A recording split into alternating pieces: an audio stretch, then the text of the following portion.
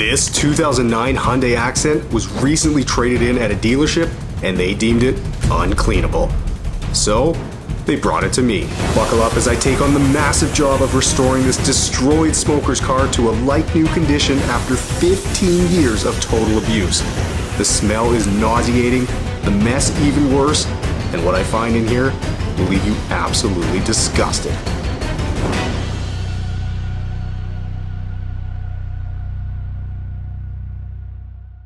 Okay guys, well as I mentally prepare myself for the nightmare that I have to deal with inside this car, I think it's pretty clear that as I work on the pre-wash rinse here, that the outside has been abused just as heavily as the inside. I'm guessing at this point that there likely won't be a whole heck of a lot to work with here, as the paint that isn't missing or rusted out is probably swirled like crazy, so while that is unfortunate, most of my time will be spent inside the car, as the goal for today is to get it as clean as possible and back to a sellable condition.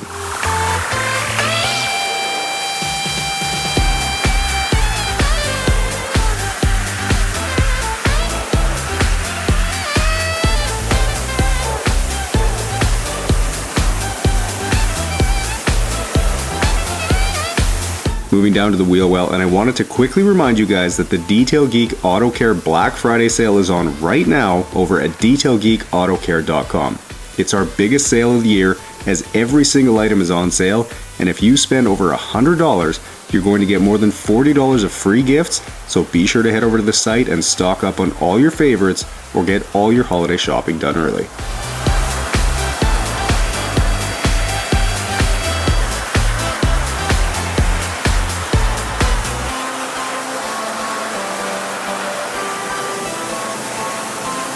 Now as I work on spraying off the back here, you might wonder why the license plate is still on, because I always remove them to be able to clean behind them, but this one didn't want to come off. The screws were stripped, and despite my best efforts, I couldn't get them out, as I didn't want to risk damage to the car, so the plate stays on today unfortunately.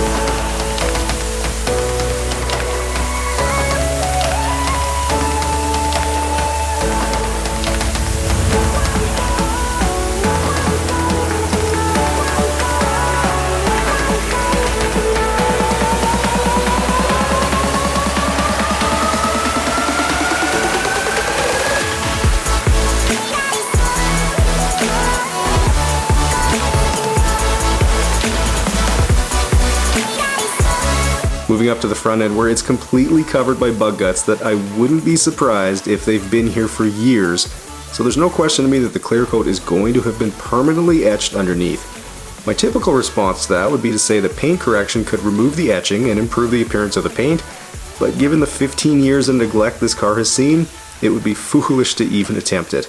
There's not going to be much clear coat left to work with at this point, and with the rest of the exterior looking the way it does, it would just be wasted effort.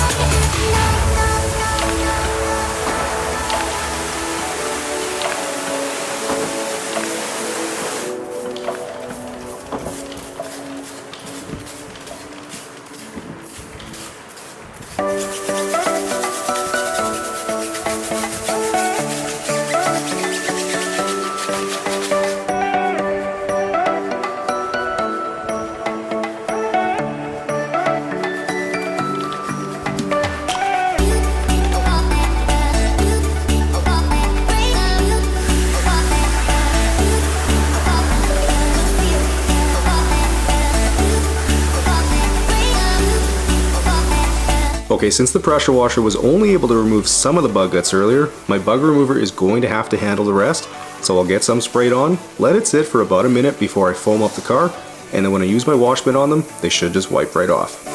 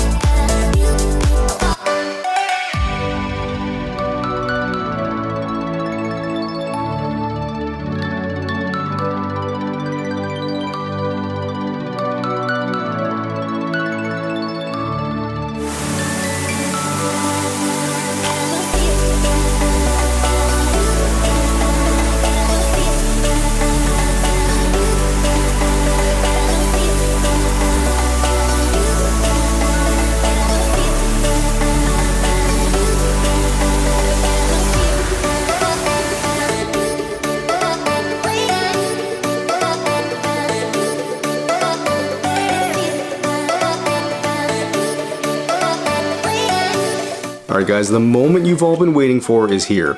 It's time to get these seats removed and start ripping out the rest of the interior because the mess in here is absolutely horrifying. I've cleaned a lot of incredibly dirty and nasty vehicles in my life, but there's no question this is one of the worst. Of course, before I can start removing some of the trim pieces and the center console, I need to remove all the loose items in here, most of which is garbage, cigarette butts, and dog food, but there are a couple of things that need to be saved, like the handle for the scissor jack, and of course the spare change, which I'll gather up and return to the dealership with the car when I'm done. Now, just so you guys can fully appreciate how truly disgusting this car is, I figured I'd take you in for a closer look as I gather up some of the cigarette butts, old dog food, and giant clumps of dog hair.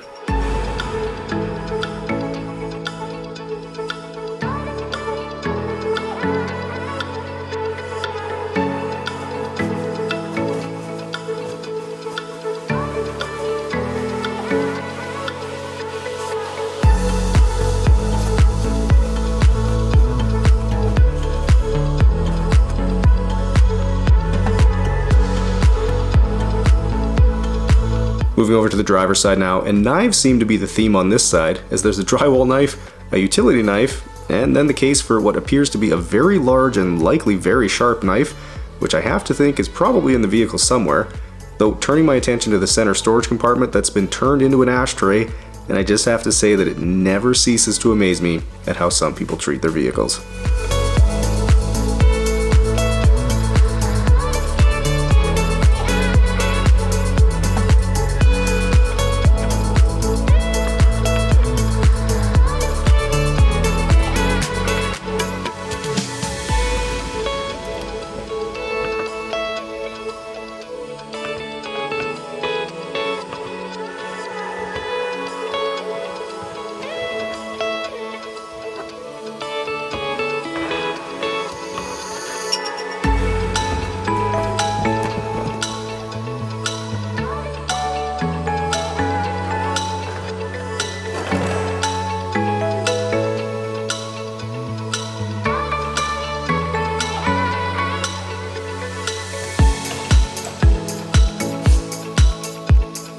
Alright, well after finding the knife, which I'd love to know why a person needs to have that in their door's storage compartment, I'll get the rear seat bottoms removed as well, since it's going to be easier to vacuum up all the dog hair on them if they're outside the car, and of course there's a big mess underneath them to clean too.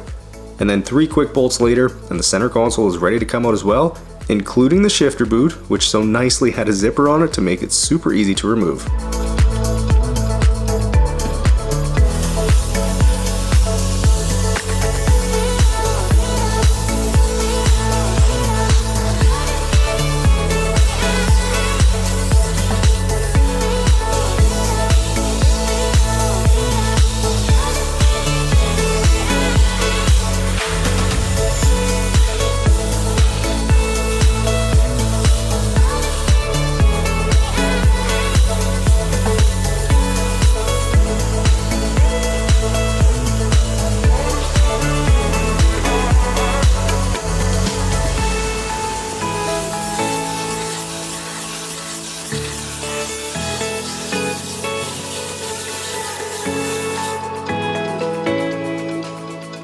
Okay, as I continue vacuuming now, you're probably noticing the sheer level of dirt and dog hair in this carpet.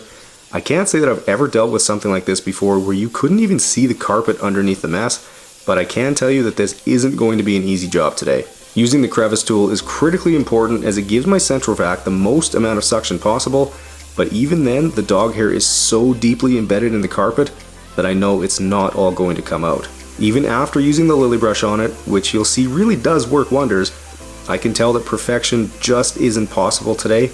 My process here is to get as much of the hair out as I can with the vacuum, then use the lily brush on what's left, and anything left after that, well, I should be able to pull a couple more hairs out when I use the extractor in a little bit, but this is one of those situations where I have to adjust my expectations to reality. As much as I want to get every single hair out of here, it would require hours and hours of time spent with tweezers plucking them all out, which just isn't practical at all. I was upfront with the dealership about this, and they're fully accepting of that. They said they'd be thrilled if I just got it clean enough for them to sell, but I won't consider this a success until the interior almost looks new again.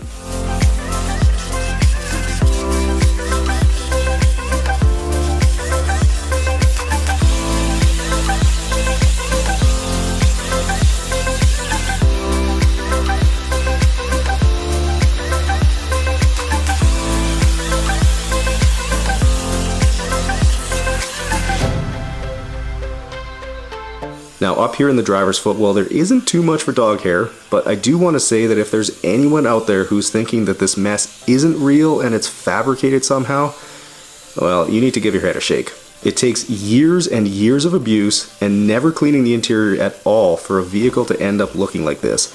It would be completely impossible to try to manufacture a mess like this overnight. So while there are some creators out there who do that sort of thing, you know, like when the entire interior of a car is coated in mud, you aren't going to find lies on this channel.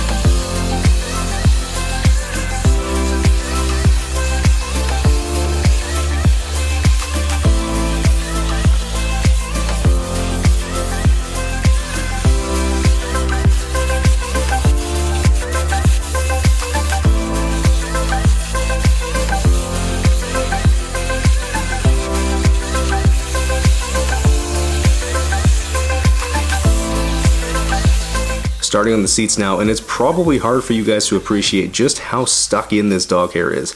Sometimes, depending on the type of dog and upholstery, it can be really easy to pull the hairs out, and other times, like today, it can be a nightmare. This is definitely a worst case scenario here, as the hair wants to stay in and the fabric doesn't want to let it go. And then there's just a ton of it. So to my earlier point, I'll do my very best to get every hair out of these that I possibly can.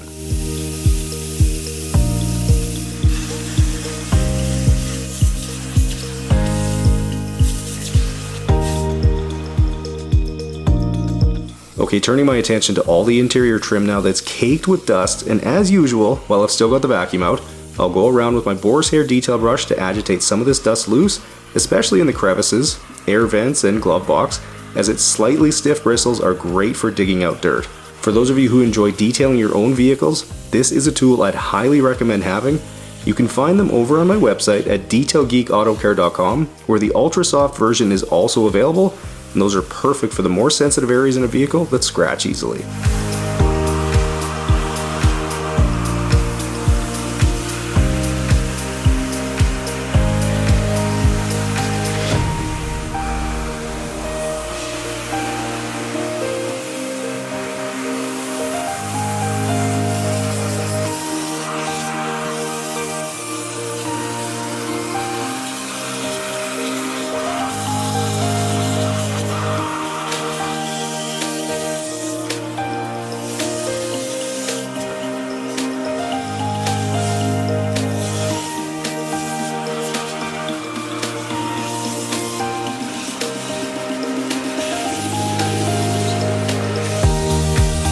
Okay, after 5 solid hours of vacuuming, most of that spent trying to get all the dog hair out, this is what was sucked out of the accent today. Yikes.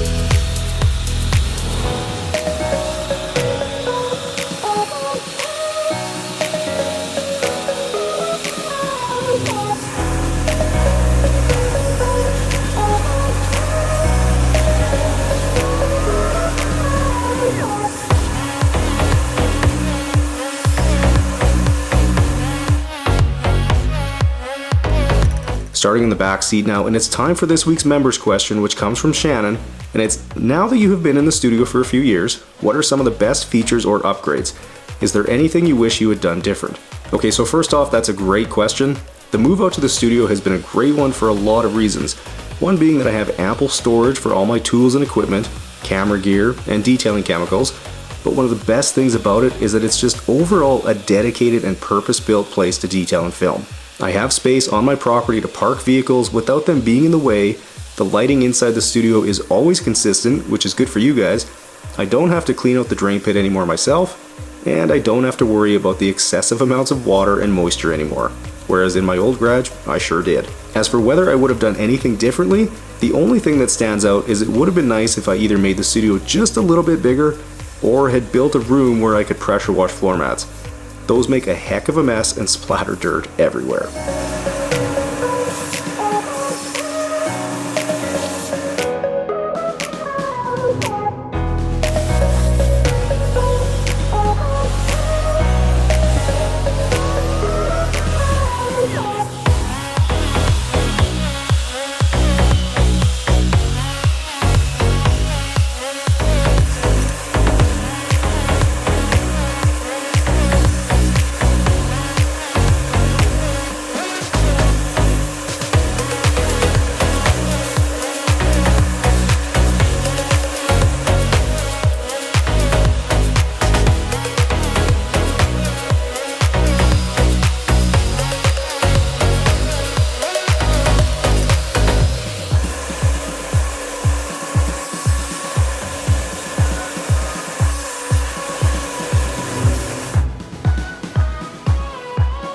Moving inside to the carpet now, and it doesn't take long to see that there's some really nasty stuff in here.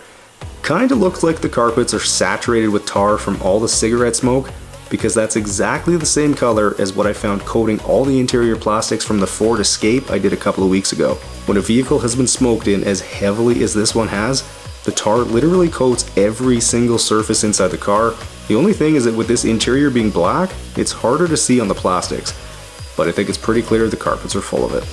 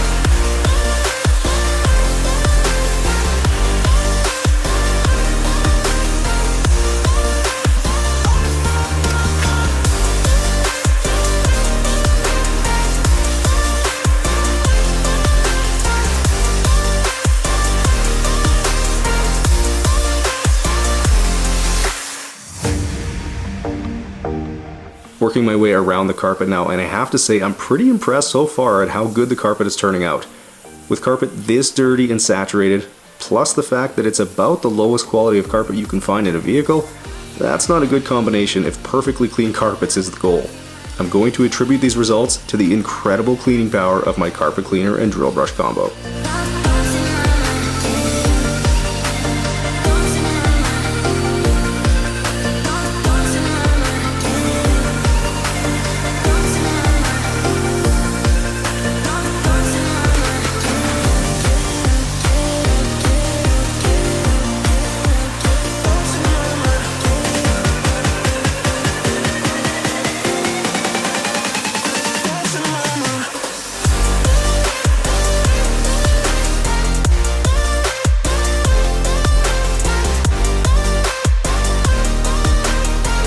Here's the bucket full of tar water pulled out of the accent today, and even though this is super gross, it pales in comparison to what you'll see removed from the center console.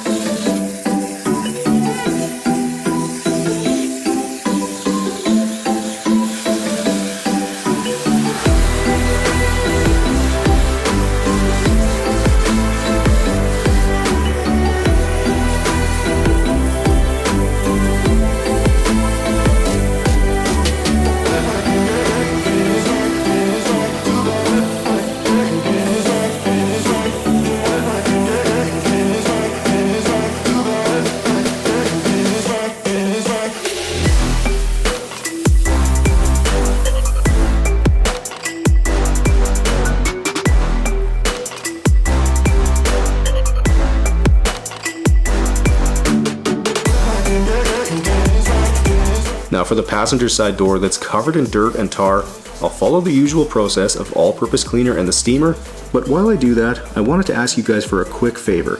If you've made it this far into the video, I'm guessing you're enjoying it, so if you haven't already hit the like button or subscribe to the channel, then I would greatly appreciate if you did that right now. The algorithm can be pretty fickle these days, so it would be a big help if you could do that. And after you do, go ahead and let me know down in the comments which part of this video did you think was the grossest. Was it the seats, the center console, the carpets, all the dog hair? I know there were a ton to choose from, so let me know what you guys thought.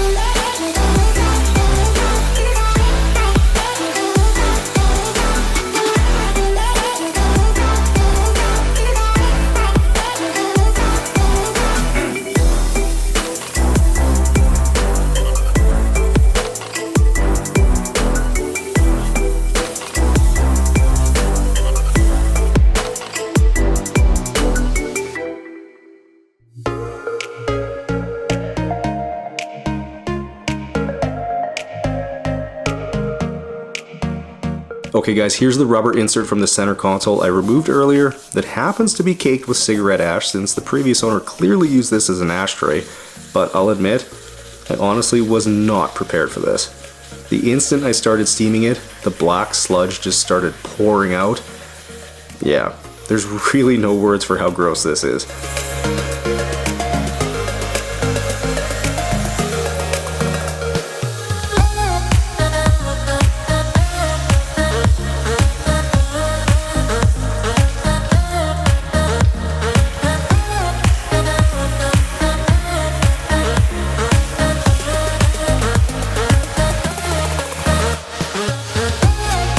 Okay, turning to the rest of the center console now, which might be even grosser, and before I could even start, I had to get a flat screwdriver and dig out a thick layer of nastiness? I don't know what else to call it, but it looks to be a mixture of tar, cigarette ash, and dog hair. Whatever it is, I can see why the dealership didn't want to clean this car, and to give you guys what little bit of background I have on the vehicle, it's actually a bit of a funny story as to why I'm even working on this car today. Now, if you recall the video on the Ford Escape from a couple of weeks ago, well, that vehicle had also been traded in, and the dealership's detail department refused to clean it, so they brought it to me. Well, over 4 million views on that video later, and someone at a different dealership in the city had actually seen that video, so when they got this car in on trade earlier this week, he knew what to do. He convinced his boss to bring the car to me. Now, you might ask, why would someone trade in a car that looks like this? Well, this is the downside of running a promo saying you'll take any vehicle on trade and give people a minimum of $1,000 for it. Doesn't really matter though, since they definitely brought it to the right guy. It takes a special set of tools, skills, and products to efficiently deal with a mess of this scope. Starting on the last step of getting the interior clean, and that's to deal with the headliner that's undoubtedly full of tar and dirt. So I'll be using my Mighty Dry upholstery tool, which has a water control knob on one side and then a stainless steel glide on the other. This allows me to control the water flow and ensure that I don't oversaturate the headliner while cleaning it.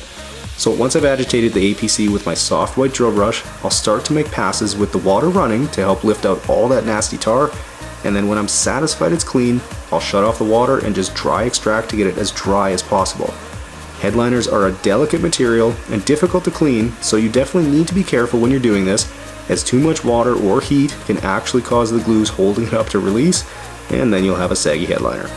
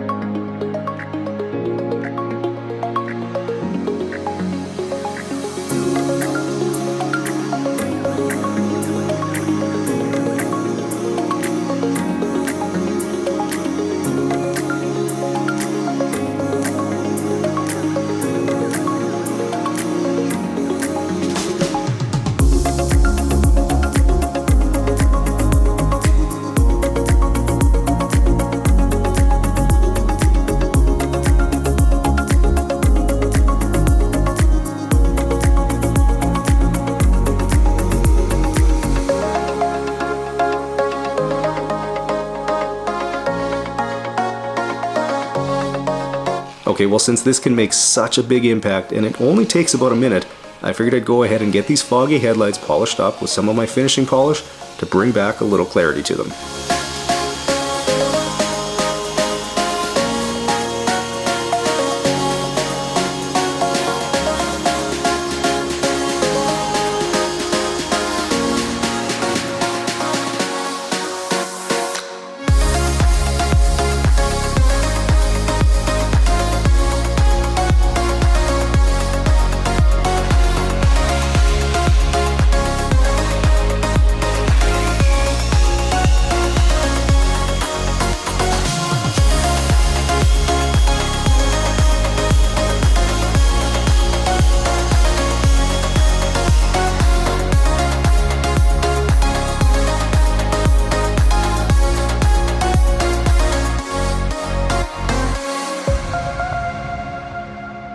Second last step now is to use my glass cleaner and a waffle weave towel on all this filthy glass, but it has no problem cutting through the crud to leave it looking clear and streak free.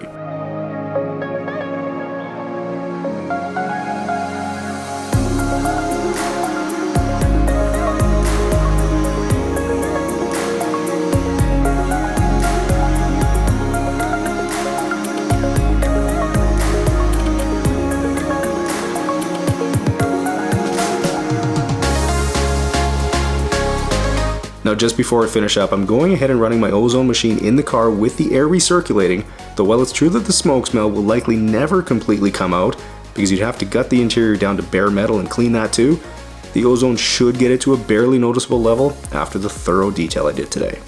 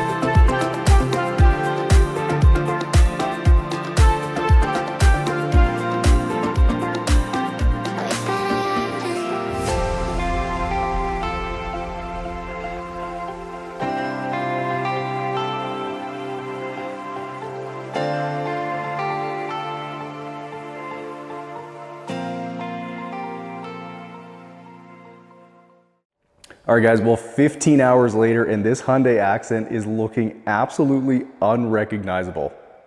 Well, maybe not so much for the exterior, but the inside of this car is looking truly spectacular, and I'm honestly shocked at how well this turned out, considering this was right up there with one of the dirtiest vehicles that I have ever done. Now, if you guys enjoyed this truly satisfying transformation, make sure you smash the thumbs up button, subscribe to the channel, don't forget to check out my other channel, The Yard Geek, and I'll catch you guys in the next one.